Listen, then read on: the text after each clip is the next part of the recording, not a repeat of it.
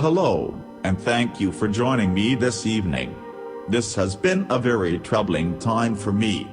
And by troubling time, I mean last 6 days. It has been full of existential dread and otherwise upsetting feelings of purposelessness. Utterly unprompted by anyone, I felt the need to offer some apologies.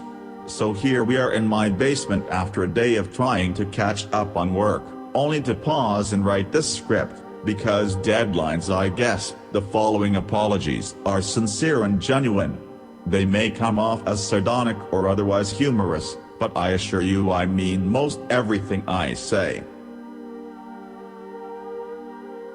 I'm sorry to my students, who have been waiting an unnecessarily ridiculous amount of time to get their midterm grades back.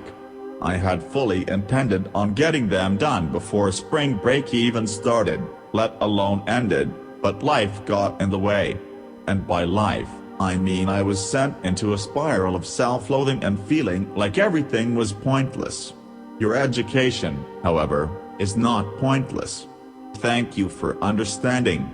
They are graded, by the way, and I will be sending you all midterm reports before class tomorrow. Theoretically, at least.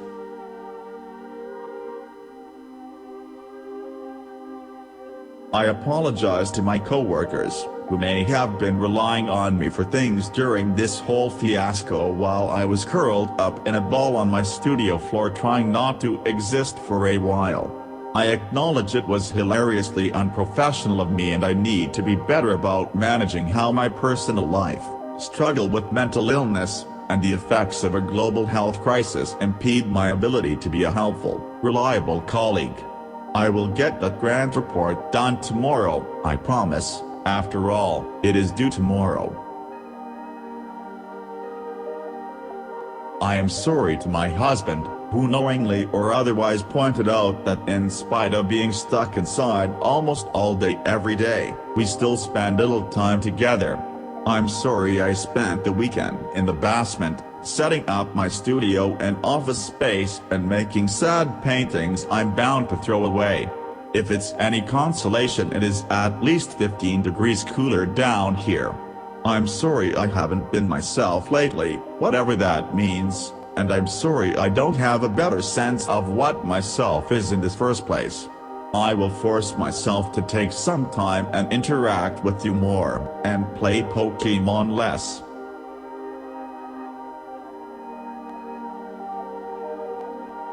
I'm sorry to my friends, future and past, for not being connected. I'm sorry for isolating myself for weeks and months at a time. I'm sorry if it seems I only text you when I need or want something from you. I'm sorry I don't reach out more often to say I love you, or I want to hang out. I'm sorry I've made my career take up all of my free time. I am trying to be better at connecting to those I love and building an actual network of friends, rather than thinking about where I was 6 years ago and pretending I still have friends.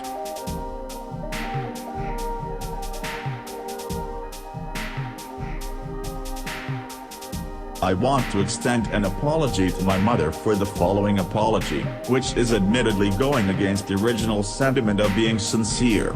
I'm sorry that I get angry sometimes, especially when that seems to come out of nowhere, like it is about to. I apologize to my oldest brother, Scott, for not being what you want me to be. I'm sorry that instead of being the good Christian little brother you had hoped for, I turned out to be a gigantic mess of a human. Not only am I an artist, but I'm also a gender-confused faggot who is incapable of loving himself without the physical validation that comes from sex with a man. I'm sorry for the discomfort you must feel raising your children in rural Minnesota while I'm out here in New England living my radical best life, loving men emotionally and physically. I'm sorry that my queerness is so hard to comprehend within your narrow-minded, heteronormative worldview that you seem to covet so much. I'm sorry that you missed our 5th wedding anniversary and missed out on meeting my in-laws, my friends, and even my dog. I'm sorry you can't seem to understand that my queerness is an inherent part of who I am, and loving me means accepting me, and that you cannot see me as anyone other than that 16-year-old kid who just came up while you were in Chicago. Okay, now back to sincerity.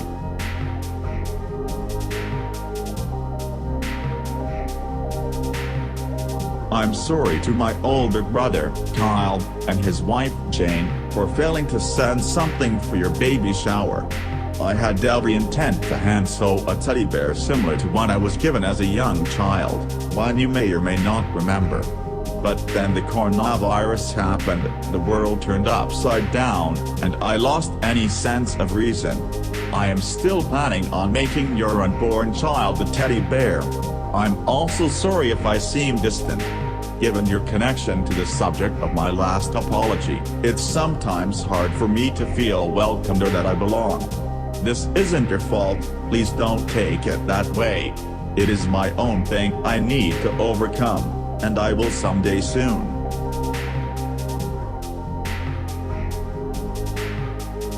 I'm sorry to those who watch these expecting something exciting to happen, only to realize it's just a sad homo in a cold basement trying to do his best to stay creative during a very troubling time. And last but not least, I'm sorry to all those who worry for me when I get on these hyper-vulnerable tangents of self-loathing, self-deprecation, and otherwise depression. I'm sorry for not painting a fuller picture, that I'm okay, that I'll be okay, and that this spiral is just an anxious tendency I've had since I was a kid. I use so much time and energy focusing on how terrible things are / might / could / will be that I don't have any energy left to recognize that I will be okay. I promise I am trying to do better. I am taking my meds. I have been this whole time, but I've been abstaining from a pill that my psych tells me is optional. I decided this meant I only need it when I'm physically at work and need to focus. I forgot how much it helps me believe in myself until I took it for the first time in weeks today. I forgot how it helps me recognize and appreciate my talents, my hard work, and my capabilities.